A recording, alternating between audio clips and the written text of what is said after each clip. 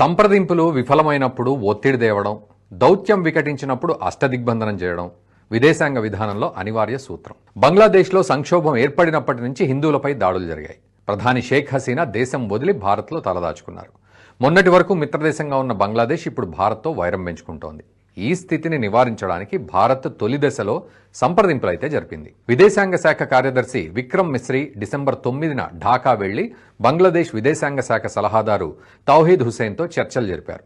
హిందువులతో పాటు ఇతర మైనార్టీలపై దాడులను నిర్వహించాలని కోరారు. మాట వరుసకు తల పంకించడం తప్ప నివారించిన దాఖలాలు లేవు. దీంతో భారత ప్రభుత్వం సరికొత్త వ్యూహానికి శ్రీకారం చుట్టింది. బంగ్లాదేశ్ను ఆర్థిక అష్టదిగ్బంధనం చేయడం మినహా మరో మార్గం లేదని నిర్ణయించుకుంది. ఆగస్టు 5న బంగ్లాదేశ్లో ప్రభుత్వం కూలిపోయిన వెంటనే బంగ్లా భారత్ ద్వైపాక్షిక సంబంధాల్లో అనివార్య మార్పులను భారత్ గుర్తించింది. అందుకు తగిన విధంగా విధాన నిర్ణయాల్లో మార్పులు చేసింది. పొరుగు దేశాల్లో ప్రభుత్వాలు మారినప్పుడు, సైనిక తిరుగుబాట్లు జరిగినప్పుడు సహజంగానే విదేశాంగ విధానంలో మార్పు వస్తుంది. బంగ్లా పరిణామాల తీవ్రతను పసిగట్టిన భారత్ మార్పులు అనివార్యమని పొరుగున ఉన్న ఇతర వ్యూహాత్మక భాగస్వాములను అప్రమత్తం చేయాలని నిర్ణయించుకుంది. సబ్ రీజనల్ కోఆపరేషన్ భావనతో గత కొంతకాలంగా బంగ్లాదేశ్ మయన్మార్లతో స్నేహం చేస్తోంది. ఇరు దేశాలతో సంబంధాలు నెరపడానికి వ్యూహాత్మక కారణాలున్నాయి. మయన్మార్, చైనాల మధ్య సవ్యమైన సంబంధాలే ఉన్నాయి. ఎన్నికైన ప్రభుత్వంతో, సైనిక ప్రభుత్వంతోనూ బీజింగ్ వ్యూహాత్మక బంధం కొనసాగిస్తోంది. మరోవైపు మొన్నటి వరకు బంగ్లాదేశ్, భారత్ల మధ్య మైత్రి బంధం కొనసాగింది. ఎప్పుడు ఎలాంటి స్థితి వస్తుందో, అనిశ్చితి వెంటాడుతుందో తెలియని కారణంతో బంగ్లా, బర్మాతో సఖ్యతతో మెలుగుతోంది. ఈ వ్యూహాత్మక దృష్టి ప్రస్తుతం అక్కడికొచ్చింది. అమెరికా ప్రోద్బలంతో భారత్పై ప్రతికూల వైఖరి పెంచుకుంటున్న బంగ్లాదేశ్ను నియంత్రించాలంటే మయన్మార్లోని జుంటాతో వ్యూహాత్మక బంధాన్ని మరింత పటిష్టం చేయాలని భావించింది భారత్. ఇందులో భాగంగానే చైనాతో ఇటీవల సంప్రదింపులు జరిపింది. ఈ సంప్రదింపుల తర్వాత బంగ్లాదేశ్, మయన్మార్ సరిహద్దుల్లో కార్యకలాపాలు సాగించే అరకాన్ ఆర్మీ హఠాత్తుగా తన కార్యకలాపాలను ఉధృతం చేసింది. దీంతో బంగ్లాదేశ్లోని మహమ్మద్ యూనుస్ ప్రభుత్వం తలపట్టుకుంటోంది.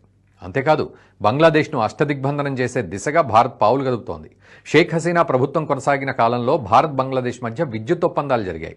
అభివృద్ధి కార్యక్రమాలకు పెద్ద ఎత్తున పెట్టుబడులు పెట్టాలని భారత్ నిర్ణయించింది.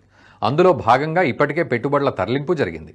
ఇక బంగ్లాదేశ్ ప్రధాన ఆదాయ వనరుగా ఉన్న టెక్స్టైల్ పరిశ్రమకు ముడిసరకు భారత్ నుంచే ఎగుమతవుతోంది. చికెన్, గుడ్లు కూడా మన దేశం నుంచే. భారత్ వ్యూహాత్మక దిగ్బంధనం చేయాలని నిర్ణయించుకున్న తర్వాత బంగ్లాదేశ్కు 60% విద్యుత్ సరఫరా నిలిచిపోయింది. జార్ఖండ్లోని గోడ్డా పవర్ ప్లాంట్ నుంచి బంగ్లాదేశ్కు సుమారు 1650 మెగావాట్ల విద్యుత్తు సరఫరా అవుతోంది. జార్ఖండ్లో అదానీ గ్రూప్ భారీ విద్యుత్ ఉత్పత్తి సంస్థ నడుపుతోంది. డిసెంబర్ తొలి వారంలో ఇది కాస్త 700 మెగావాట్లకు కుదించబడింది. దీంతో బంగ్లాదేశ్లో చీకట్లు అలుముకోవడం, కరెంటు కోతలు సాధారణమయ్యాయి. టెక్స్టైల్ పరిశ్రమలు క్రమంగా సంక్షోభంలోకి వెళ్తున్నాయి. మోదీ అధికార పగ్గాలు చేపట్టిన తర్వాత ఎగ్జిమ్, బ్యాంక్ ఆఫ్ ఇండియా, బంగ్లాదేశ్ల మధ్య 1320 మెగావాట్ల విద్యుత్ ఉత్పత్తి ప్లాంట్ నిర్మాణ ఒప్పందం జరిగింది. బంగ్లాదేశ్లోని రాంపాల్లో నిర్మించే ఈ థర్మల్ పవర్ ప్లాంట్కు ఎగ్జిమ్ బ్యాంక్ $1.6 బిలియన్ రుణాన్ని విడతల వారీగా మంజూరు చేస్తోంది.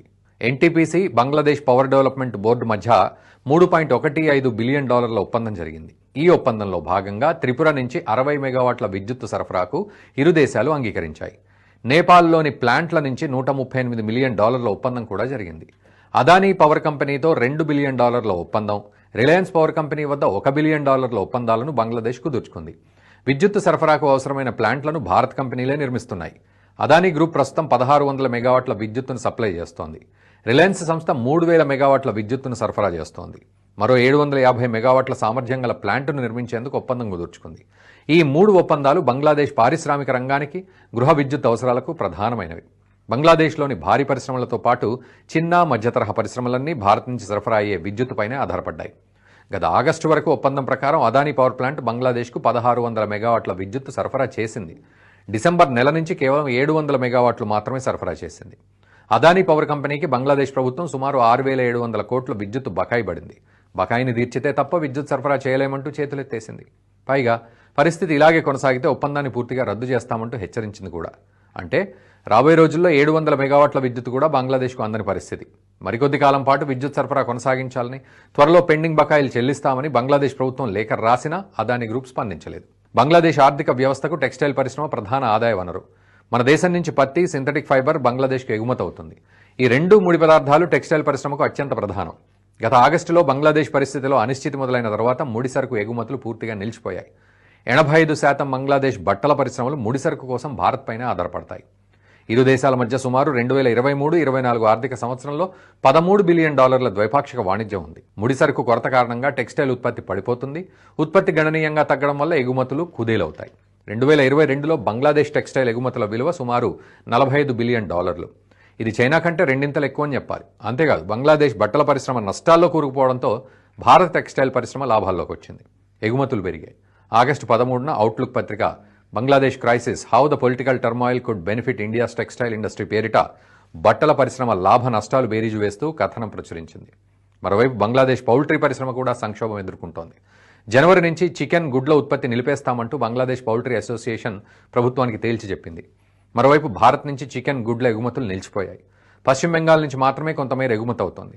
పశ్చిమ బెంగాల్ పౌల్ట్రీ ఫెడరేషన్ అధిక ధరలకు గుడ్లు ఢాకాకు ఎగుమతి చేస్తోంది. దీంతో బంగ్లాదేశ్లో గుడ్ల ధరలు రెక్కలొచ్చాయి. ఇదంతా ఆర్థిక అష్టదిగ్బంధనం అయితే మరోవైపు బంగ్లాదేశ్ మయన్మార్ సరిహద్దుల్లో టెక్నాఫ్ రీజియన్లో అరకాన్ ఆర్మీ హఠాత్తుగా కార్యకలాపాలు ఉధృతం చేసింది. బంగ్లాదేశ్ భూభాగంలోని టెక్నాఫ్ పట్టణంలోకి చొచ్చుకొచ్చింది. పూర్తి స్థాయిలో స్వాధీనం చేసుకుంటున్నట్లు వార్తలొస్తున్నాయి. అరకాన్ ఆర్మీకి చైనా నుంచి ఆయుధాలు అందుతాయి.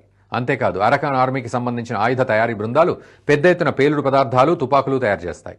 2020 నుంచి అరకాన్ ఆర్మీకి చైనా నుంచి అధునాతన ఆయుధాలు అందుతున్నాయి.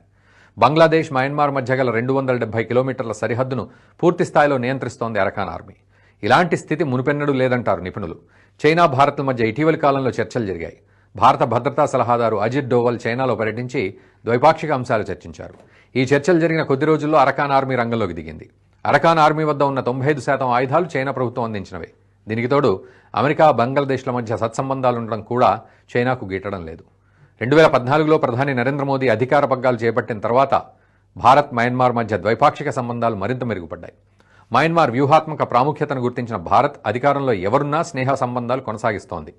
వరదలతో అతలాకుతలమైన మయన్మార్కు సెప్టెంబర్, అక్టోబర్ మాసాల్లో తొలుత 53 టన్నుల బియ్యం, తర్వాత 2200 టన్నుల బియ్యం సాయం కింద పంపింది. మొత్తంగా మాట వినని బంగ్లాదేశ్ను పద్ధతి ప్రకారం దారిలో పెట్టేందుకు అష్టదిగ్బంధన వ్యూహాన్ని అనుసరిస్తోంది భారత్. ఆర్థిక వ్యవస్థ కుప్పకూలితే సంక్షోభం తారాస్థాయికి చేరినట్టే. అదే స్థితిని బంగ్లాదేశ్ కోరుకుంటే సార్వత్రిక తిరుగుబాటు తప్పదు.